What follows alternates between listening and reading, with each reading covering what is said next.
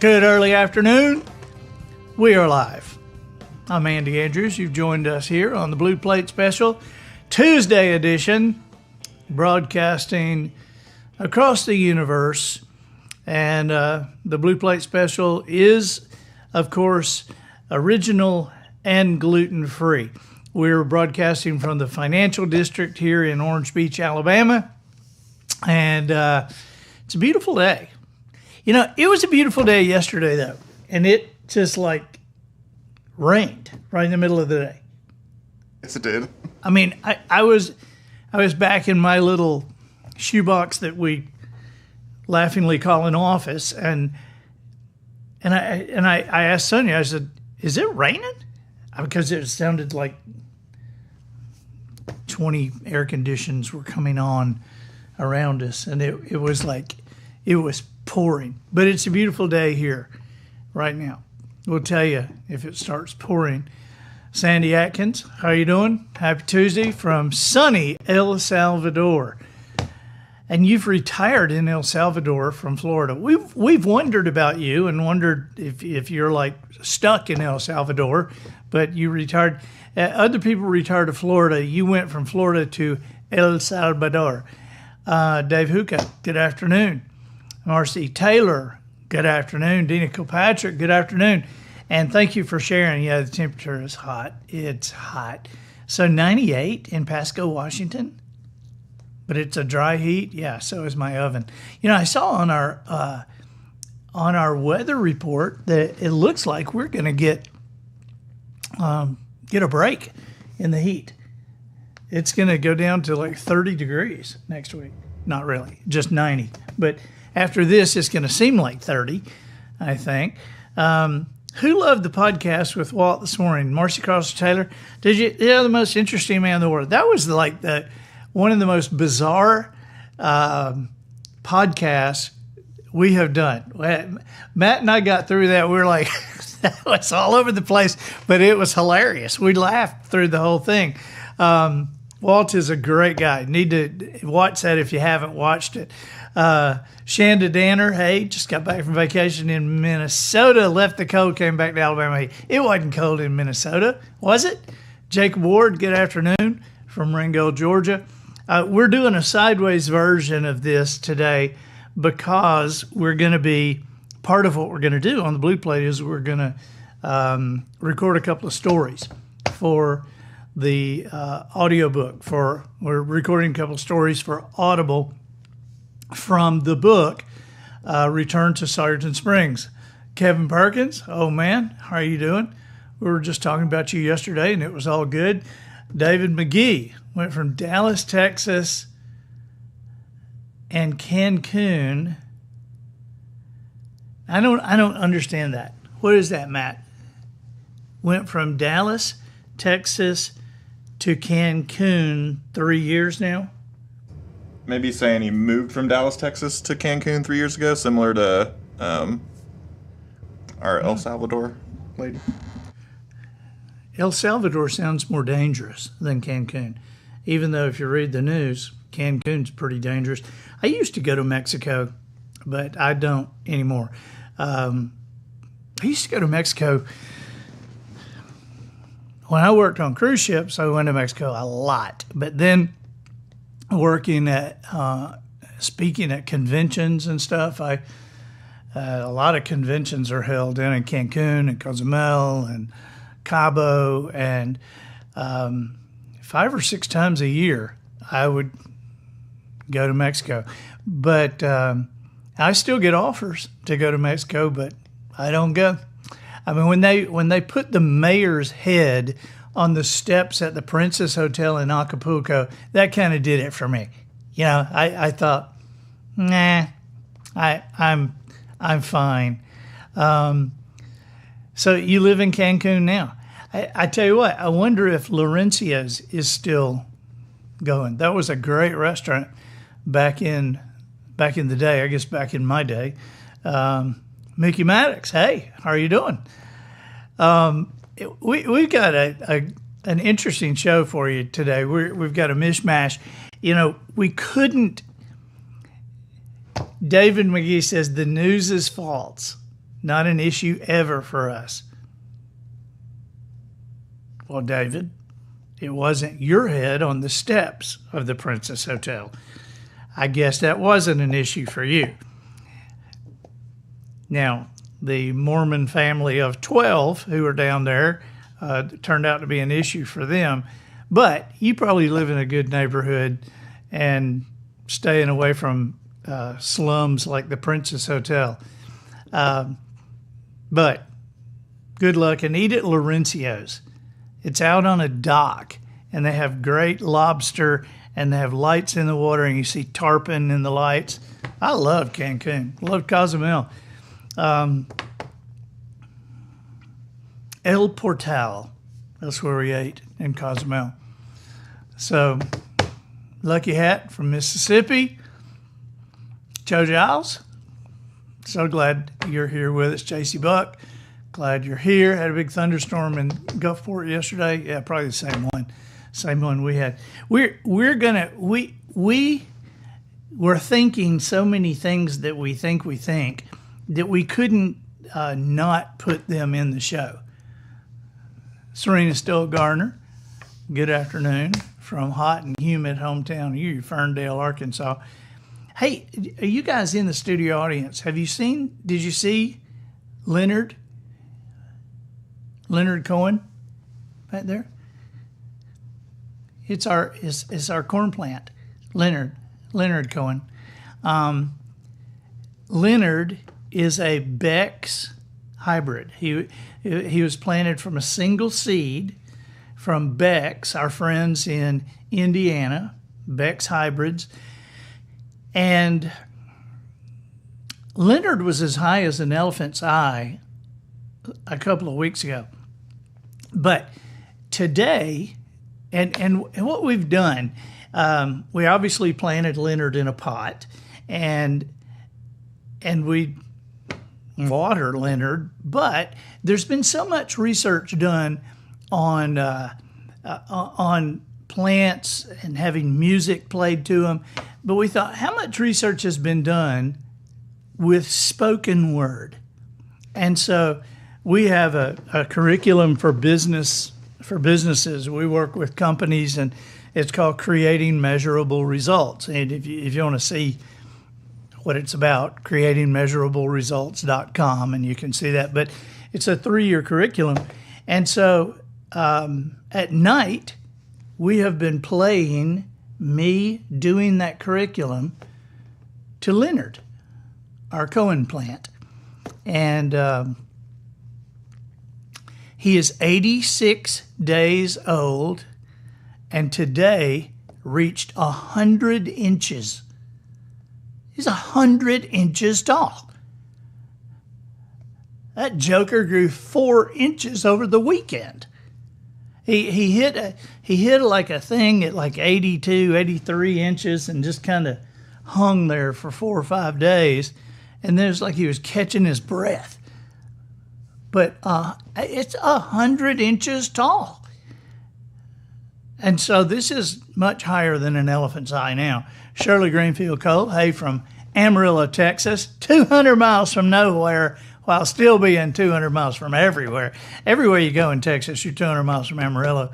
Hey, a couple of things before we read a story.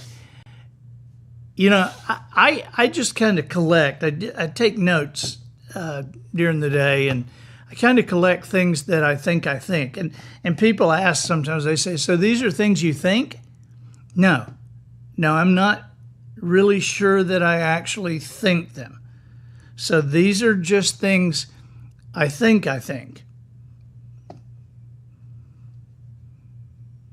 So here's and I was thinking about this the other day. Are nudist colonies still a deal?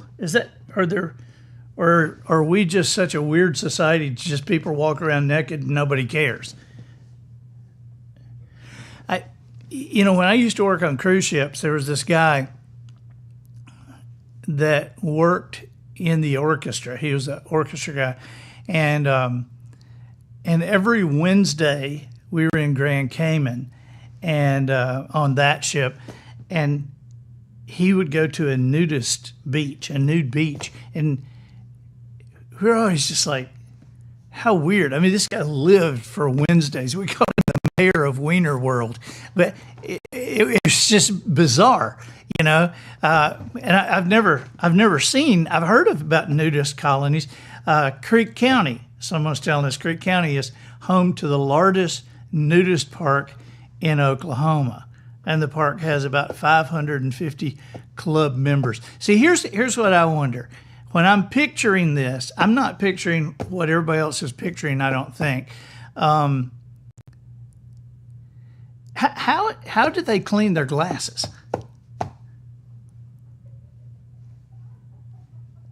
You know, I'm assuming some of these people got reading glasses and all. How do they clean their glasses? I don't know. Just that's one thing I think. And I was talking to Bob Woodall the other day. Call Bob, big HVAC heating and air conditioning, Woodall heating and air conditioning. And Bob was one of my best friends from Dothan, Alabama. And I got off the phone, and I wondered, you know, because he told me how many people he had out in vans and going and working on houses and how tough a time of year this is. And I haven't told Bob this yet, but I wonder how emotionally stressful is it to be an air conditioning person. You know, in Proverbs, in the Bible, it says that King Solomon said that if somebody tends your orchards, they should get to eat the fruit. Okay? And that's part of why when we, you know, people who are on our team here, you know, they can give away books. They can give books to their friends, Christmas presents, T-shirts, you know. They tend the orchard, they eat the fruit. So how does that work with the air conditioning guys? Because you're going into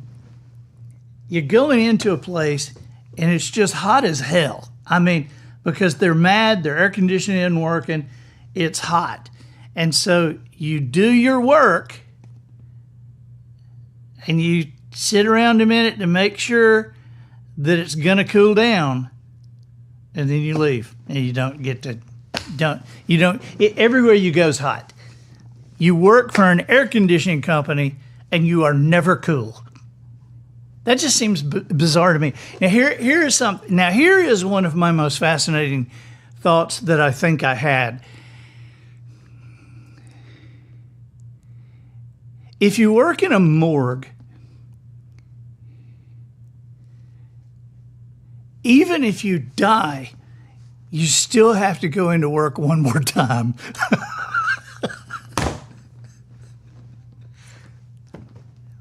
So,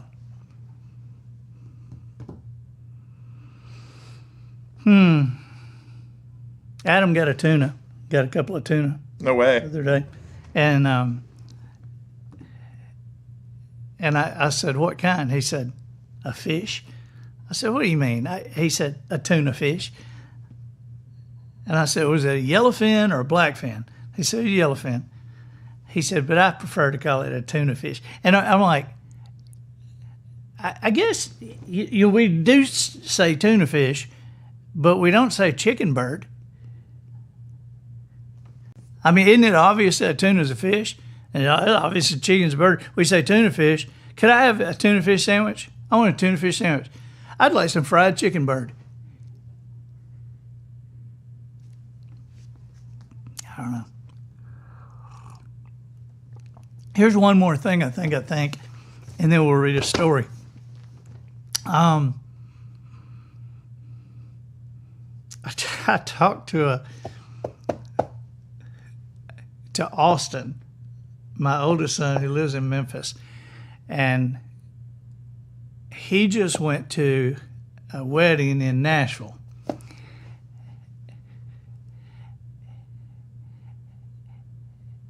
And my son is not married yet. Neither of my sons is married. So they don't understand the agony like you and I do, the agony of going shopping with our wives while they look at stuff. But I want to tell you something. whoever it was who started the tradition of a groom not seeing the bride before the wedding saved guys everywhere from hundreds of hours of dress shopping. They at least got to put it off until they got married. Okay. You want to hear a story? Matthew, can you grab my glasses? I came in here without my glasses. It's a good thing I'm not naked.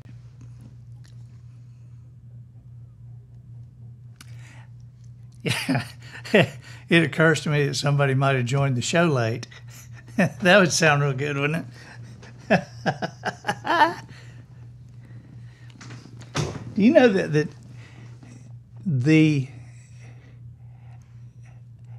I was reading in National Geographic, and I know there's different theories and all, but it was talking about that it was an asteroid that killed the dinosaurs. And if that is true, that has to be the technically the greatest relative. I don't know how I would put this. That if an asteroid killed the dinosaurs, that has to be technically the greatest example of killing many birds with one stone. Sometimes the things I think are just stupid. Okay, we're going to do a story from Return to Sawyer Springs. Now, verify it's me. It's me.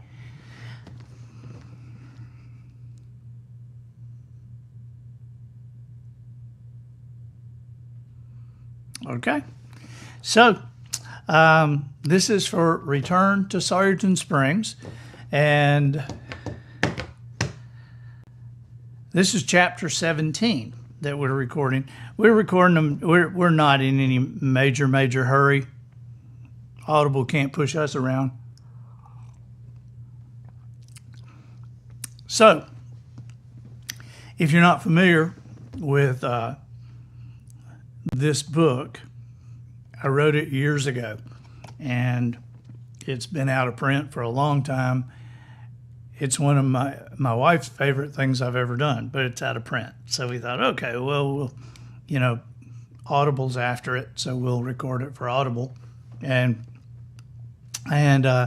it's about a town that I supposedly grew up in.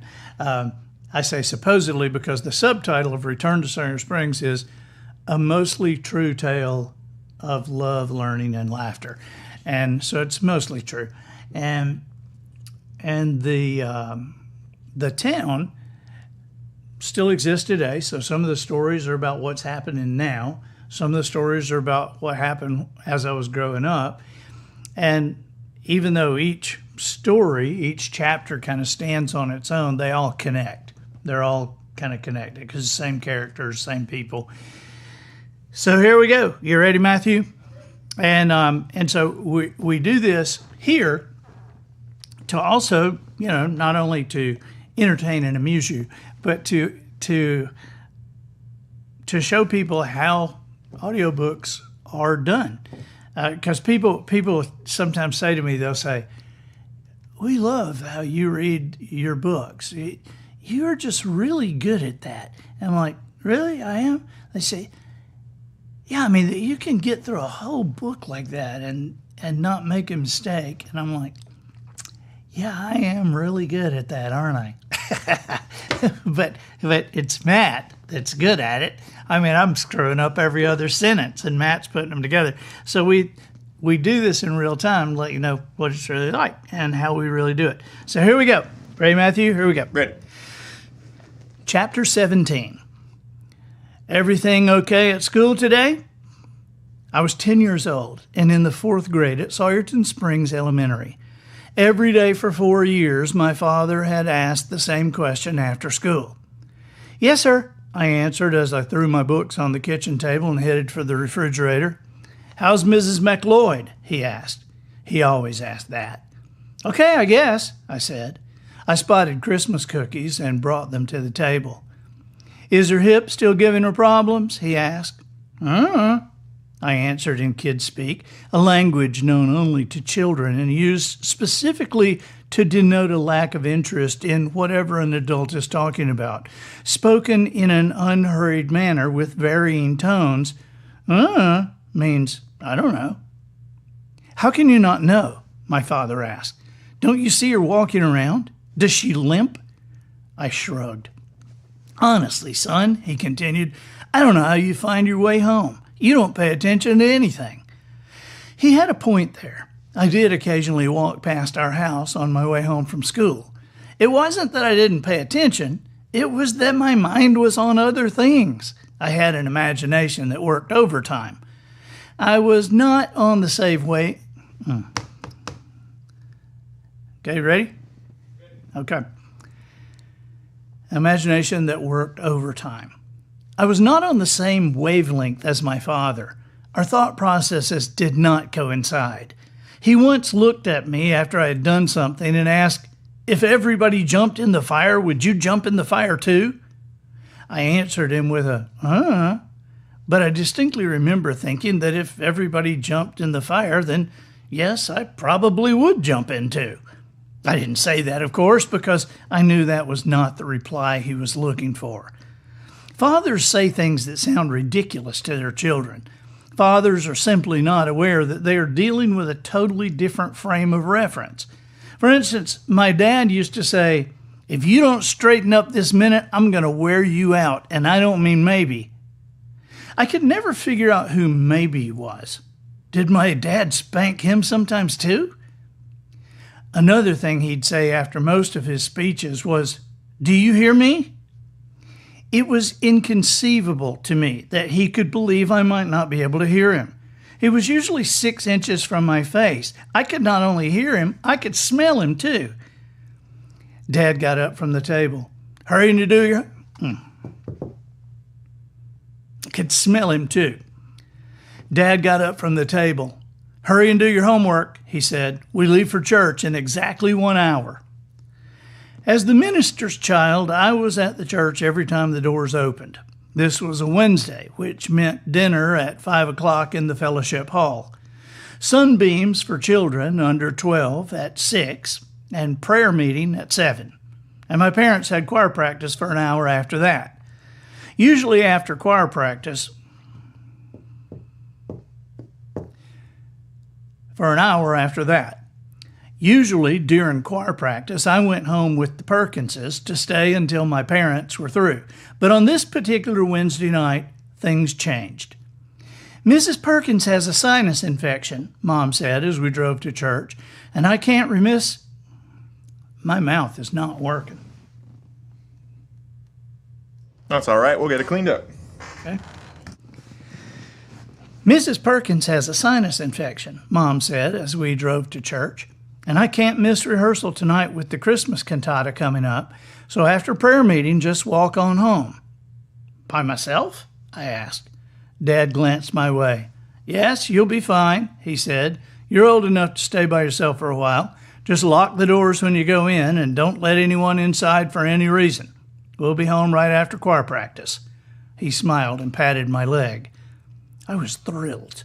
I'm going home by myself tonight, I announced at Sunbeams. I'll be all alone, and that means with no one else around. Sharon Halbert stared at me with her mouth open.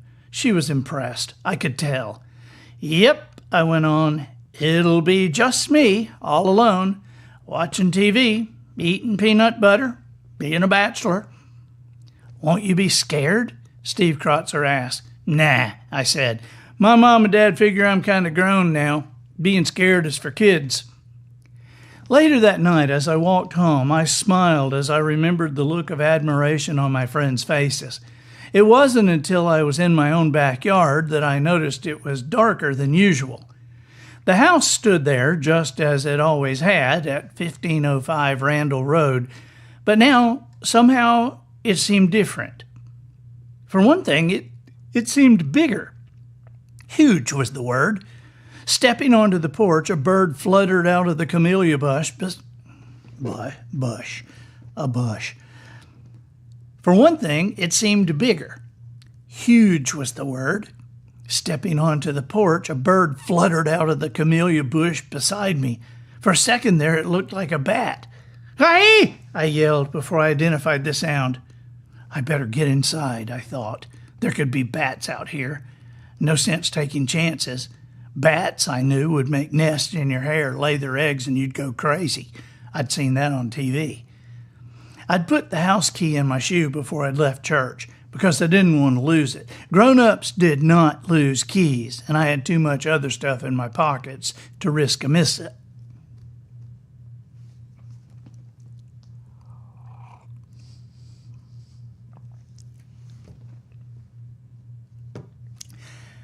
I'd put the house key in my shoe before I'd left church because I didn't want to lose it. Grown-ups did not lose keys, and I had too much other stuff in my pockets to risk a mix-up. In my right pocket, I had 2.5 marbles, a rock, a spring from a ballpoint pen, and 3 rolls of caps. In my left, I had an eraser, an air valve from an inner tube, 2 peppermints that had been out of their wrappers for a week, and a penny that had been smashed with a hammer. With a hammer. I pulled the key out of my shoe and unlocked the door. As it opened, the door creaked. It was a long, low, creepy creak I had never noticed before. Slipping inside, I slammed the door shut so it wouldn't creak, and it rattled the house. Something fell in a bedroom and crashed to the floor. I locked the door behind me and listened to silence. Did something fall because I slammed the door? I wondered. Or did something else, or someone else, cause it to fall? Slowly, I tiptoed down the hallway. Dark rooms to the left and right. My heart was beating so hard I was afraid I would have a heart attack, whatever that was. I could see hands reaching out for me from the rooms, probably the hands of John Dillinger and his gang, whom I had seen that very afternoon on TV. There was a light on in my room at the end of the hall. When I got there safely, I saw that my autographed picture of Lassie had fallen to the floor. As I stopped to pick it up, I froze.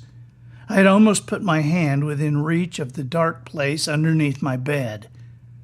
I was certain that someone was under there. I knew, of course, that there was a sleeping bag, an electric football game, and my mother's sewing stuff under the bed already, but I thought there might also be room for a man, a big man named John Dillinger, who had recently killed a bunch of orphans. I felt sure that if I ventured too close to the bed, his big orphan-killing hands would drag me under. Maybe he would even cram me into the sleeping bag and sew it shut with my mother's stuff. Quickly, I got my BB gun from my closet. It looked real enough, I concluded. Sneaking to the side of my bed, I suddenly jammed the BB gun underneath and said, "Okay, I know you're under there. I have you covered. Come on out." Fortunately for me, John Dillinger did not crawl out from under the bed. I put the gun away and started down the hallway. I stuck my hands in my pockets and tucked my elbows in. I wanted to present as small a target as possible for anyone who might grab me from one of the dark rooms. Reaching the living room, I sat back down on the couch, hands still in my pockets, and admitted to myself the obvious. I was scared. I was nervously fumbling around in my pockets when, pow, pow, pow, pow, I dove to the floor. What was happening? Pow, pow, pow! John Dillinger with a Tommy gun just like on TV. Pow, pow, pow! Pow, pow, pow! When the noise stopped, I was crouched on the floor with my eyes wide open. But the only smoke in the room was coming from my pocket because the 3 rolls of caps had exploded. I stood up straight. The silence I had endured was now replaced by a ringing in my ears. Moments later, my parents entered the house. I was so glad to see my mom, but I was relieved to see my dad. My fear melted away. "Everything okay?" they asked. Had I been scared? Why wasn't I ready for bed? My home was noisy again, just the way I like it. I was safe. Now, looking back, I realize how often I did not understand my father. We were two very different people, but it was comforting to know he was always there when I needed him. It was a great feeling growing up with a dad who could make John Dillinger disappear just by walking into the room. You know, I haven't read that one in a long time. That's one of the ones I hadn't heard that in a long time. And as I read that, you know, a lot of these things are kind of exaggerated. This one's totally true. I totally remember doing all that. I had a BB gun that you cock like this and then pull the hammer back. It was a Daisy BB gun. And I remember sticking that gun under that bed and going, all right, come on out. Okay, I know you're in there. I know you're there. Come on. I got you covered. Totally remember doing that. Yeah. 1505 Randall Road. Have we got another one we want to do? Okay, y'all want to do another one? Okay, all right.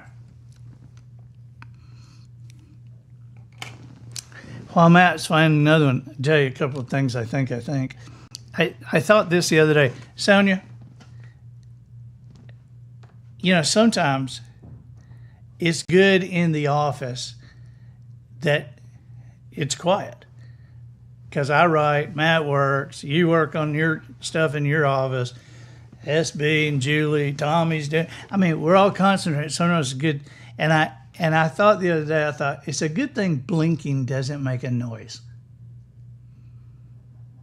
I don't know why I would think that, but it is a good thing that blink, because it would be a noisy world if blinking made a noise. And then I thought something else about blinking.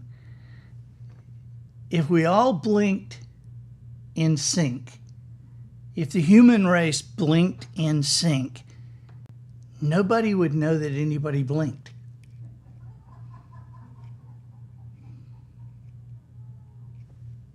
Isn't that true? I think that's true. We wouldn't even know. Okay, let's see. Chapter 18, what's this about? You know, I caught a grammatical error in that last one that I'm glad my wife didn't see. So my wife is like a grammar Nazi. That's what the boys call her. My boys call her a grammar Nazi.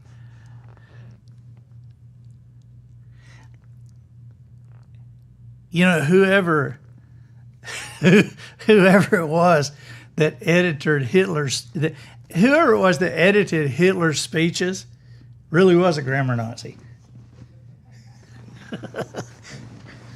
I guess that was the original grammar Nazi. English is such a dang tough. I mean, I don't even know how we learned it. I don't know how. And when I was in high school, I never got the diagramming a sentence. I never got that. That was 11th and 12th grade English. And I never got that. And, you know, picking out the indirect object and the predicate and the object of the preposition and I never, ever got that. What's an adverb? I never got that. And they told me in high school, they said, you're going to have real problems in freshman English. Because if you can't get this, you're going to have real problems in freshman English in college, because it's all composition. And of course, the horror stories about people failing freshman English are just like all over the place. And I went to college. I didn't stay much past my freshman year, but I made an A in freshman English, and everybody else was failing it. And so to this day, I have no idea why what I do is right. I have no idea. But I know how to make it right, but I don't know why it's right. And English has English has too many silent letters, like knife. A silent K? A silent K. And how many silent E's are there? I was thinking the other day, do you know the word bee? You know, like a bumblebee? Bee has 2 silent E's.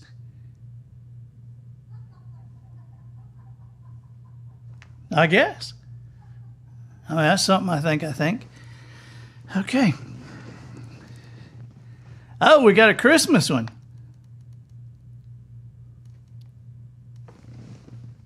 Yeah, I'm guessing we must be transitioning into the winter part of the book. The book is set into sections: summer, fall, winter, and spring. And so I guess we are transitioning into the winter. But here's chapter 18, and it's a Christmas story. So, should we turn down the air conditioning out there in the studio? Build a little fire out there? All right, here we go. Ready? Chapter 18. Wait, let me do it and not creak the chair. Okay. Chapter 18. Just hear those sleigh bells ringling, ting, ting, tingling too. Come on, it's lovely weather for a sleigh ride together with you. Terry Henley sang excitedly as she washed the breakfast dishes. At 2 o'clock that very afternoon, she was to lead the Sawyerton Springs Combined Church Choir carolers in the annual Christmas parade. Terry, an alto in the Grace Fellowship Baptist Church Choir, has sung with the carolers for the past 13 years. They're a mixture of voices from the Baptist Church and Bowman's Pond United Methodist, a combination that produces an occasional disagreement about song selection. The Methodists, being more traditional, prefer carols like "O Little Town of Bethlehem" and "Joy to the World," while the Baptists seem to be more of a Frosty the Snowman bunch. Finishing in the kitchen, Terry mentally went over the song list. "Sleigh Ride" was first, followed by "Away in a Manger," "O Holy Night," and "I Saw Mommy Kissing Santa Claus." Those 4 songs she was certain would cover the parade route, which was only 3 blocks long. Even then, Terry thought, we'll have to sing fast. Across town at that very moment, Billy Pat Williams was explaining to Dave Wink the procedure he wanted followed for the ping pong ball drop. Dave is a pilot from Foley who has his own airplane and a crop dusting business. Crop dusting being what it is in December, Dave has had to resort to other sources of income.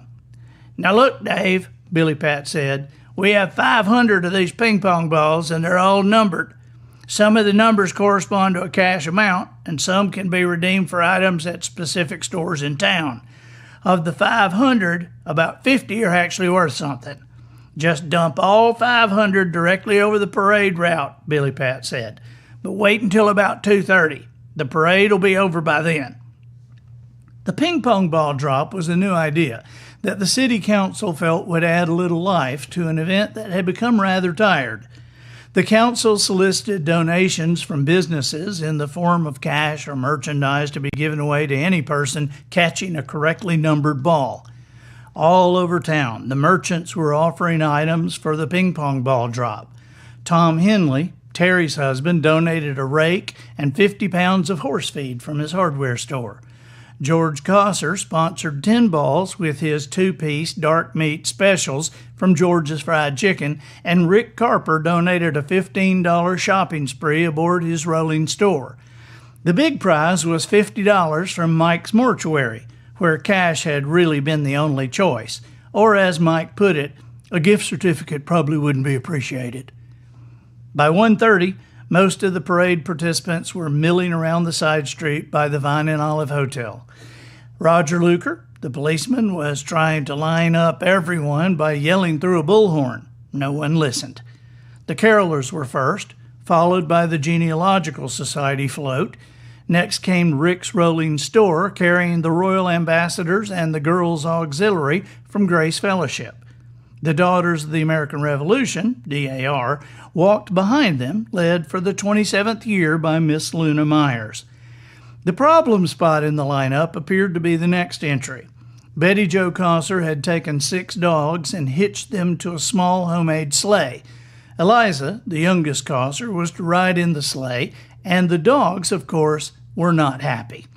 Complicating matters were the papier-mâché reindeer antlers, and the dogs, of course, were not happy.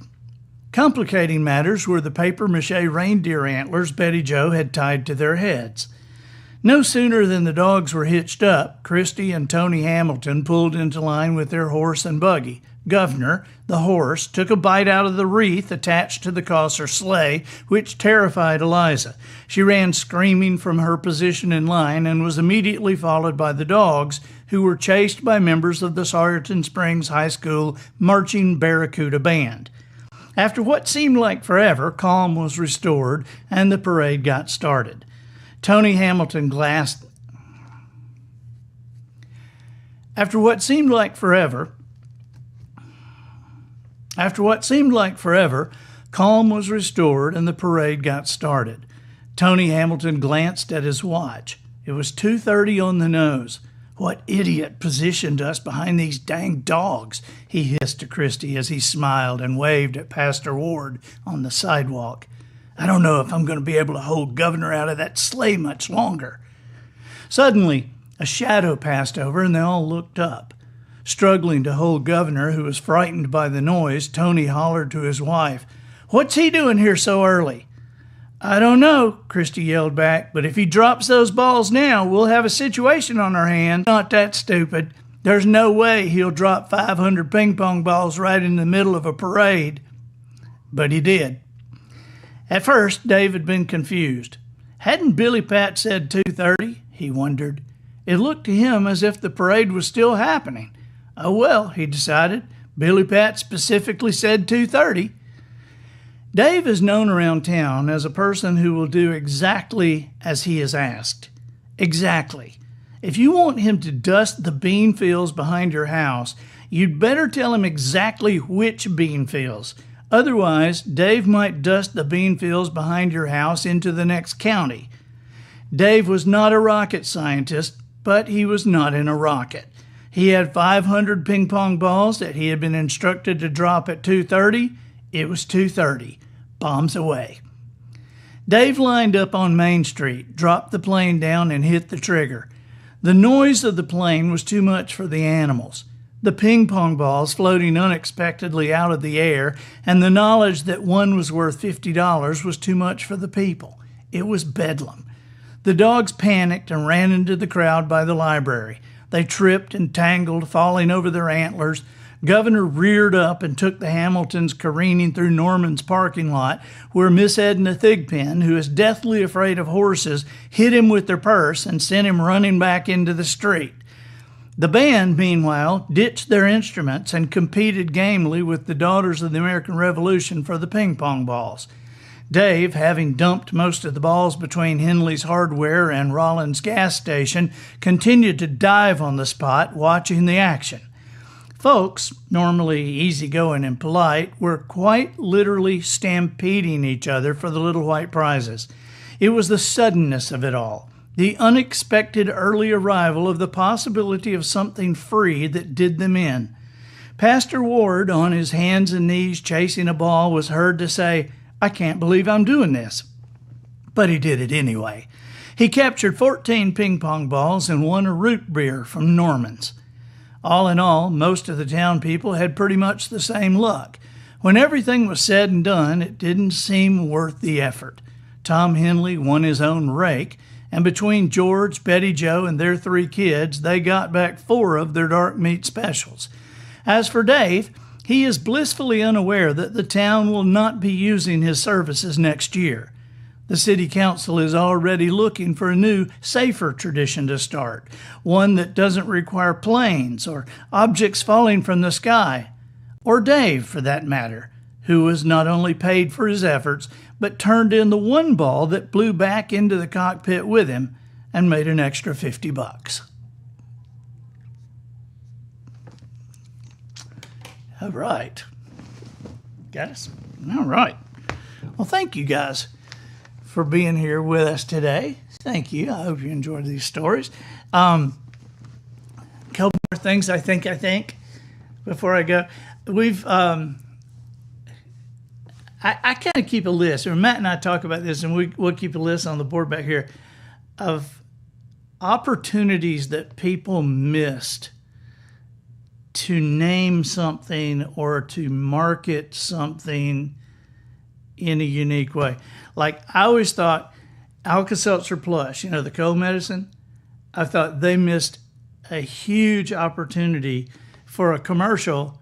When you feel like a minus, take a plus. And then Sirius XM Radio, they started off as separate entities. XM Radio was one thing, and Sirius Radio was one thing. And when they were starting, I couldn't believe that they had not thought to use the tagline, "This is not ordinary radio, this is Sirius Radio."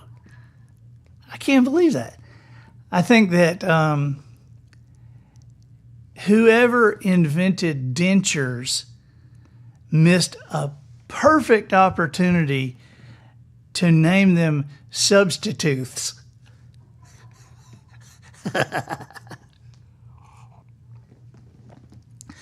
and iPhone chargers, Apple iPhone chargers, they missed a perfect opportunity to name those things apple juice.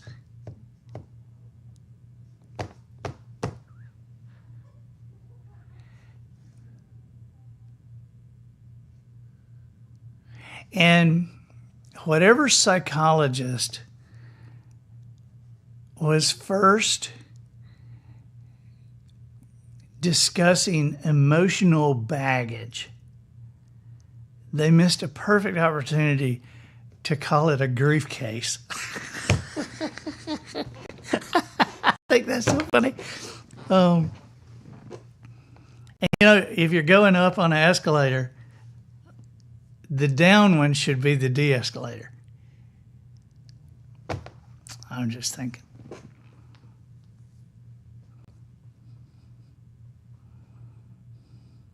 When I'm trying to remember these things, sometimes it hit me one day. How can our brains remember that we forgot something, but can't remember what we forgot?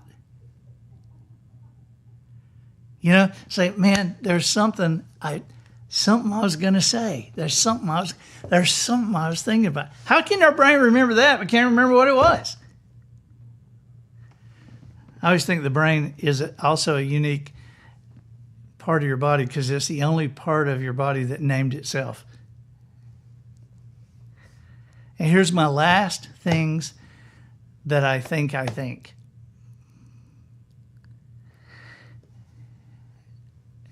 I think that taxes, like income taxes, I think taxes are they're like a subscription to your country that you can't cancel no matter how bad the service gets. Yeah, we're forced into this subscription. It's like a cable company in your neighborhood and you can't get away from it because it's the only one in your neighborhood. I think taxes are like a subscription to the country. You can't cancel no matter how bad that gets. Well, that's what I think. I think. Kevin Perkins, my best friend, said those meds are really kicking in now. Yeah, they are. All right. Well, thank you for being here, and we'll see you Thursday. We'll be back with Monica Early, our Chief Protocol Officer, will be here with us Thursday. So we'll see you Thursday. Bye-bye.